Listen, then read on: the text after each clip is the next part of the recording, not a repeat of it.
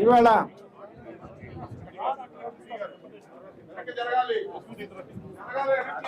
రాంప్రసాద్ రెడ్డి గారు మన ఇండోర్ స్టేడియంని,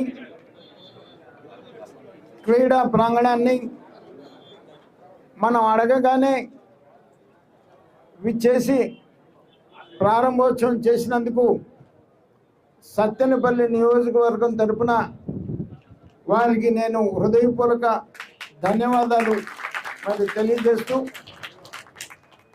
ఈ స్టేడియం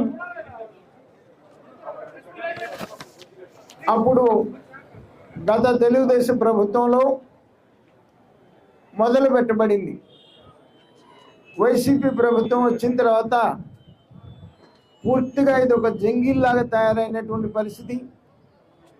మళ్ళా ఇవాళ చంద్రబాబు నాయుడు గారి నాయకత్వంలో ఎన్డీఏ కూటమి అధికారంలోకి వచ్చినప్పటి నుంచి కూడా రాష్ట్రం మొత్తం అనేక అభివృద్ధి సంక్షేమ కార్యక్రమాలు జరుగుతున్నాయి. దాంట్లో భాగంగా ఇవాళ మనం ఈ ఇండోర్ స్టేడియంని ప్రారంభించుకొని ఇది పూర్తి స్థాయిలో స్టేడియం కంప్లీట్ అవ్వాలి అని అంటే మనకి ఇంకా 2.5 కోట్ల రూపాయల దాకా కూడా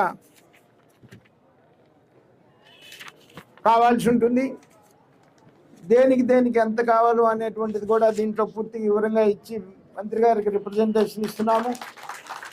మరి వారు శాంక్షన్ చేసే సత్తెనపల్లి టౌన్లో, సత్తెనపల్లి క్రీడలకి చాలా ప్రాధాన్యత కలిగినటువంటి పట్టణం.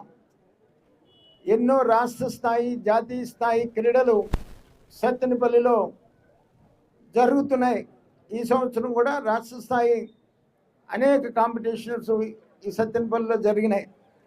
ఈ స్టేడియం కనుక పూర్తవుతే ఎవరిని అడగకుండా ఈ స్టేడియంలోనే జాతీయ స్థాయి క్రీడలు కూడా నడపడానికి మాకు ఇక్కడ కోటేశ్వరరావు గారు ఉన్నారు, మా రిటైర్డ్ పిడి గారు, వారి నేతృత్వంలో మరి అనేక క్రీడలు ఇక్కడ జరుగుతూ ఉన్నాయి.